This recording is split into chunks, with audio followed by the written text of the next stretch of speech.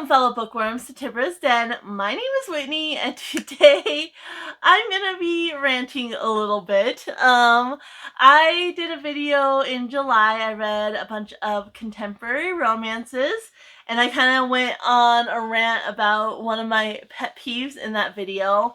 And I've also been watching some booktubers and such, and there's things that kind of bug me sometimes. So I have 5 things that bug me that are just related to books/publishing themselves, and then 5 things that are related to the booktube community when I'm watching a video that kind of gets under my skin. This isn't attacking anybody. I'm sure I do plenty of stuff that drive y'all insane. This isn't attacking anybody, but this is things that when I'm watching a video or when I'm going for a book that they bug me, or reading a book, they bug me. So I'm gonna start with the bookish ones and then move down to the booktube related ones. And again, don't take this too seriously. It's just little things that bug me, but to each their own. We're all different people. And so yeah, I just thought this I just wanted to go on a little rant because there are little things. So the first one, if you've been around, you already know. If you watched that summer romance vlog video, you already know. I do not like pop culture references. I feel like contemporary romance authors in particular, sometimes, like I read The Golden Enclaves by Naomi Novik, which is the 3rd book in the Skullman series, which is a fantasy book, and it had pop culture references, and I was like, what? Like, this is a fantasy book. But a lot of contemporary books or books that are set in the real world, some of those authors really rely on pop culture references, and it drives me up the wall. Or if they reference like a real like famous person in the world, that one of their characters knows that person or whatever, that just drives me bananas. I do not like it. A well-placed pop culture reference is fine. Or if they're not using it to like build a picture, that's fine as well. But when they rely on it to kind of build a picture, it drives me insane. Especially because, like, one, some pop culture references, like, I don't have a clue what that is. So you're not helping me out any by using it. And 2, like, they just bombard you with it, and like when they're referencing real people and acting like they're part of this world, I don't like that. It gives me the ick. Now if it's historical, that's a little different. Those people are gone, like you can use them, but when it's like a real living person, it gives me the ick. I don't like it. So that's my first pet peeve, which I've mentioned on here a lot. So if you're a returning viewer, you probably know that about me. The next is comparing books to others. So there's a new thing where it's like, Fourth Wing meets whatever.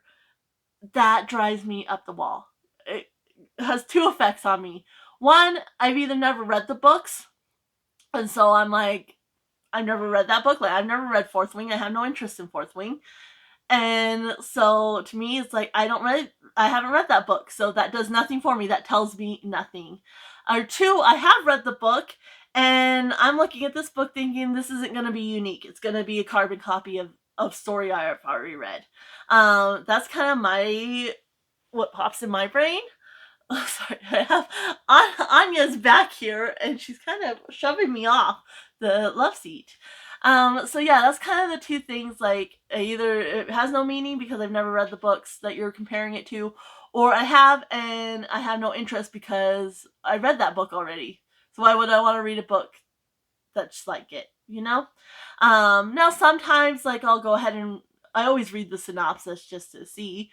And sometimes it's like, okay, yeah, I'll give it a go, but that's what my immediate gut instinct reaction to this beats this. It just, no. I don't want to read you now. The next one is not making the series numbers clear, and I know this is a pet peeve of a lot of people. Like, I want to see it on the book, like on the spine, the series number, what series it's a part of. In the very least, it needs to be on the inside where it lists the author's work. You need to have the series and list them in order. it drives me insane when it's unclear. Like if they just kind of bunch all the authors' work together and there's no separation of the series and you don't know, that drives me bananas. Like, make it clear that this is part of a series and what number in the series it is. And I think some publishers do that, thinking, oh, you'll buy it not knowing, and then you'll go out and buy the other books. But it's like, just rely on the book. Like, if I'm interested in the book and it's the second in the series, okay, I'm gonna get that book and I'll go ahead and get the first one. Like, tell me what the book's about, and if I'm interested, it doesn't matter what number in the series it is, because I'll get it and I'll get the rest of the series. But it drives me bananas when they don't clearly tell you what number in the series and that it's part of a series. Next is half books in series. This seems like it's more popular lately. And one, I'm not a big, like, I don't like shorter, like, novellas and such. And I think that's part of it, but it's like, it's either part of the series or it's not. Like, these little half books, like, oh, it's a companion novel, like, no, just do the series. Like, I don't like all these little half books or 0.16. Like, what is that? You know? Like, I don't like it. Make it an extra on the series or something, like on at the end of one of the books, or do a little, like, Throne of Glass, the Assassin's Blade has all the prequel novellas, but it's in one little collection. Like, but don't do all these half numbers. I don't like them. And it kind of leaves me in this place where I'm not really interested in reading them, but then I feel like I haven't completed the series as well, you know? And then the last one that's bookish is also related to series. It's reviving old completed series. That I don't like. Like, that series is done. I had it done. I'm not paying attention to books that are coming out because I thought it was done years ago, you know? Murtagh, that one. The Hunger Games series, like, yeah, it kind of fits into that category, but, like, it's so popular, like, whatever. There's an author that I actually do really like, and the Tiger's Curse series, and that was a completed series, and last year she came out with a next book in it, but it's kind of like, it's a different series in the sense that it's following different people, and it's kind of a different reality from the original series. But she came out with the first book in this, next installment of it last year, and the next book's coming out this year. And I am reading those, but it's kind of just frustrating to me. Like, I don't like it. It gives me, like, the series is done. Like, no. Like, no. Just let it go. Let it go. Never ending series, that drives me insane. The one that kind of comes to mind there is the Elle Cosimano, the Finlay Donovan books. I think where the fourth book left off was a good ending for that series. But there's a fifth book, and I'm sure there's going to be more. And it's like, I don't want to read a never-ending series. Or a series that goes on too long, and you can tell even the author's not into it, like this Dresden File series. There's a new book that's finally coming out. It's been years. But there's so many books in that series. It's up there somewhere. Anyway, there's so many books in that series, and there's like gonna be like 20 something, and like by the end of the books that were already released that I read, it's like you can tell the author's heart wasn't in it. Like, they weren't good anymore. And so yeah, he took a little break, and now there's a new one coming out, and hopefully it will be better. But it's like, the series should have ended a long time ago. Like, just let it go. Like, end the series when they need to end. Like, don't keep dragging them out. Don't revive them. And yeah, just end it at some point. But I know, like, a lot of cozy mysteries and such, the series just keeps going and going and going, which those aren't my favorite genres anyway. So that is all the bookish pet peeves I have, which mostly were focused on series, but that's okay. Next, we have my Booktube pet peeves. And again, just to reiterate, I'm not attacking anyone. These are just little things that when I'm watching, they kind of just get under my skin or bug me. And you know what? That's my problem. That's kind of how I look at it.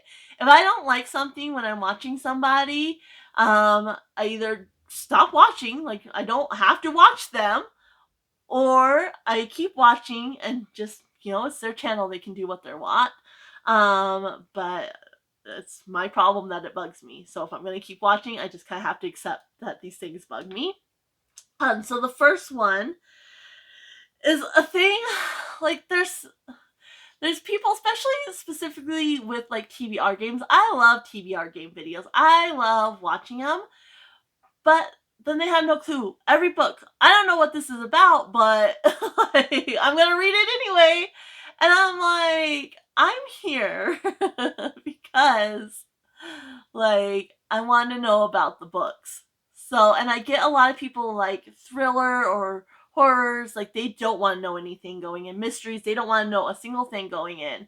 And so yeah, the one-off book where you really don't want to know what's happening, that's fine. But when it's every book and you don't know and you can't even say why you want to read it, just you saw people talking about it on Booktube, but you don't know what it's about because you can't remember, and yada yada, like, okay, but I want to know what it's about. So like, what is the book about? And that just, it bugs me because like that's the whole point in my mind of Booktube, is sharing the books, and it's about the books, and letting other people know about this book, so if they're interested they can read it too.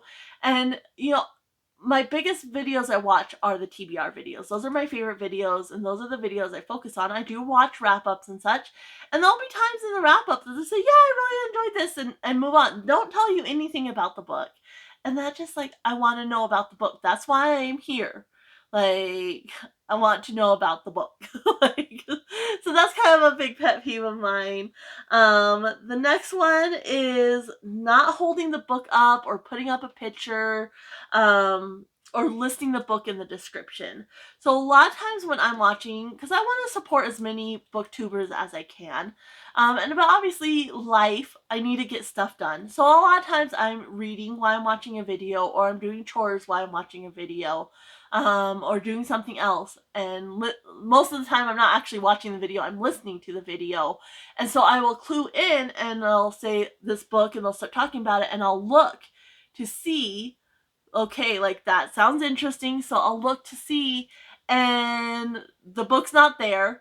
They never repeat the name of the book, like after there's like, you say the title and the author, and then, they'll just either take off the picture or put it down, and then never repeat the name. And then I go to the description, it's like, that's fine, I'll find it in the description, and nothing in the description. And that just bugs me because like then you have to go back through your whole video, like either need to backtrack, or at the end, if I'm looking for the book, if I'm like busy, and at the end I'm like, okay, there was this book that I was interested in, like let me go look and see, because they didn't have it holding up when I glanced, I'll go to the description and nothing's there. And so that really bugs me. Like, it's very, very helpful to have the books listed in the description, and then, like I said, have it up on the screen, while you're talking about it, or at least reiterate something like that. Because, like I said, I'm busy, I'm supporting you by watching, but I'm busy working on other stuff. And so when I clue in, like I hear, and I'm like, okay, what's that book? And then I have no information on it. Like, and I will backtrack sometimes depending on like what I'm doing. But sometimes, like if I'm doing dishes, my hands are wet, I'm not gonna be able to backtrack. And then by the end, I'm not gonna go back through the whole video. And so those books just like, okay, well, I guess I'm not interested in that book now, kind of situation. So there's that. The other thing that bugs me is overly focusing on background noise and lighting. It's summer in the US, it's hot, and I don't know how many booktubers I watch, and they're either, most of them don't have the fan on, or the air conditioning, and they're just dying, and I'm so hot, like I'm so hot, but I turned off the fan for you. I don't want to watch you suffer.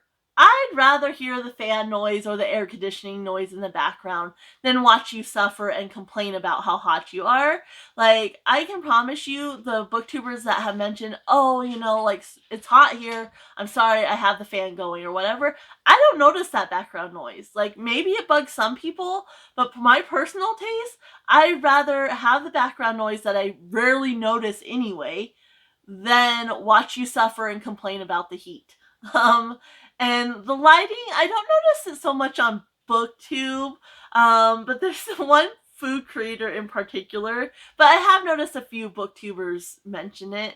And I'm like, I don't care. Like, I watch some booktubers that don't have any lighting, their room's all shadowy. No big deal. I watched, I use natural lighting most of the time. It's getting a little darker, so like I have the overhead light on now, just because the sun's on the other side of the house right now. But like whether you use natural light or in kind of a shadowy situation, I mean, obviously that's not my favorite, but it is what it is. I don't really care, like, and you do you. I don't want to hear about it though, so like, don't apologize for the lighting. It is what it is. I will say though, ring lights with people who wear glasses drive me insane because it's very distracting to me. And it's like, you put it off to the side, like that way you get your lighting, but it's not like the ring light on your glasses or it glares off the book. Like, that does bug me. I do not like ring lights because of that. It's very distracting for people. Oh, sorry, Nina's hit the thing. Come here, Nina. Come on over here. What? Nina's, come here. Okay, jump over, sister. Here you go. Come on, you can do it. Big sister, big little sister's right behind Mama. She couldn't get up. Huh? Yeah. So anyway, I will say that does bug me, but other than that, I don't care how your lighting is. Obviously, good lighting does make a difference, but my favorite ones are the ones that just have natural lighting, honestly. I think I like those videos the best. But yeah, when they focus on that, like, I don't I don't care. Like, you do you, but I don't want to hear you complaining about it. Like, it is what it is, And then let's see here. I watch a lot of little free library videos. And one thing, there's several creators who do this, and it really, really bugs me, is they go to little free libraries. They're not planning on picking anything up. They have a bunch of books to unhaul, and they find these little free libraries that are full, like full, and just shove their books in there. And I'm like, no. Like, no. That's not the purpose of little free libraries. You're supposed to take a book and leave a book. But if it's empty, by all means, fill it up. Like, you're not taking anything, fill it up if it's empty. But when it's full, it's not a place for you to just get rid of your books if it's already full. It makes it harder to go through for the people who want to look in there and get books. It makes it extremely difficult. Plus, you're damaging books by just shoving books in there on an already full library. And there's several creators that I watch that do that. And I'm like, do not do that. If it's empty, it's one thing. Or if you're taking a book and you're leaving a book, that's one thing. But do not just shove your books in there just because you want to get rid of them. That drives me insane, and then it's messy, it's harder for other people to go through it, and you're damaging the books. Like, do not do that. That one's not a to each their own. That's a don't do that. Like, do not do that. Like, don't do it, that drives me absolutely bananas.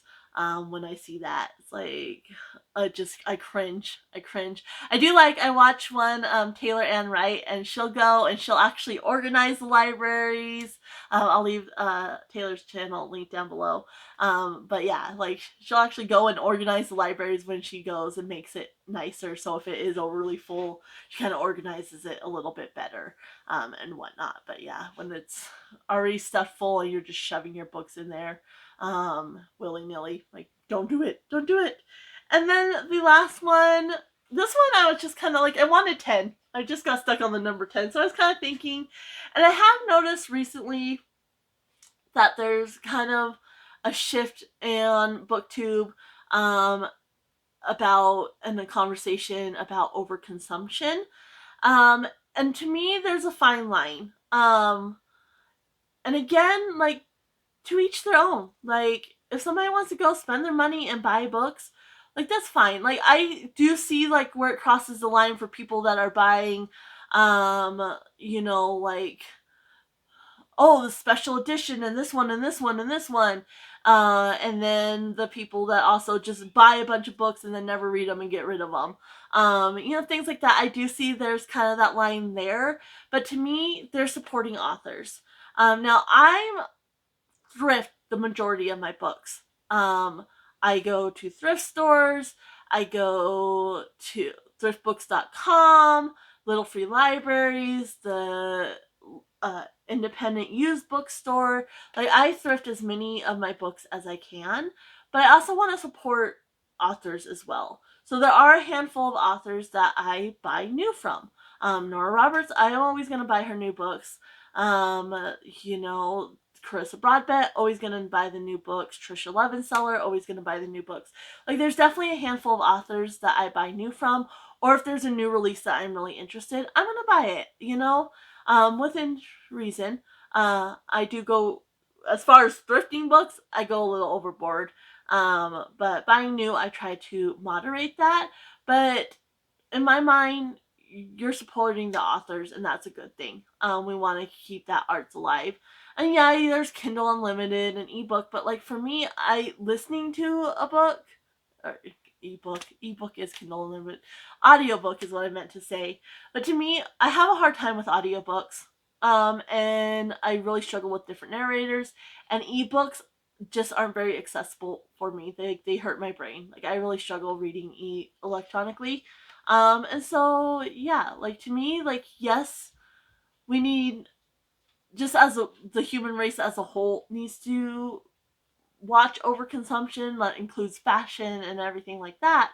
But at the same time, like, support the arts. So, and somebody wants new editions to put on their shelves. To me, we need to be looking at the publishers, which, yeah, it goes back to, if people are buying it, the publishers are going to do it. But there's like so many special editions and such of books that like don't need to have them yet, And who was I watching? I was watching somebody. I don't remember. I can't even think right now. But they were talking about that, like, a special edition, like, it should be special, not just, oh, it's a popular book, so let's, make all these special editions, like, in a billion. Like, no, like every book doesn't need to have a special edition. But that's kind of the big thing, special editions, sprayed edges, and yada, yada, yada. But and I can see it, but like a lot of people are subscribed to like Book of the Month and such, and like they're getting these books and they're not reading them, and it's like, is that book a book you're really interested in? Like, no, not necessarily. So I can kind of see the both sides of the conversation, but honestly, to me, it's to each their own kind of thing. And it's like, why are you judging people for buying books? Like, let them do their thing, let them support their authors and the companies and whatever. And yeah, if you can thrift. That's a great option. Especially backlist books, thrift those suckers. But if somebody wants to spend their money to buy new books, like, let them have at it. So that's kind of where I'm at. So those were my bookish pet peeves.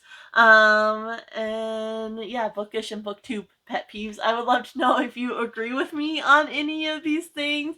Maybe a pet peeve of yours. You can leave that down in the comments if you want. And like I said, it's not an attack on anybody. I'm sure I do things like I stumble over my words. Sometimes I talk too fast and I kind of mumble, or I mix up words. I'm sure that drives people insane as well. I talk with my hands a lot, but I have the dogs making noises in my videos. A lot of times you'll hear them barking and whatever. I'm sure that is a pet peeve for some people. But yeah, let me know any pet peeves you have, or if you agree with me on any of these, let me know down in the comments below. If you just want to let me know you're here and you're supporting the channel by commenting, you can always leave a rabbit or any type of animal emoji. And I'm going to go ahead and leave you guys here. Happy reading, everyone. Bye. Anya says bye too.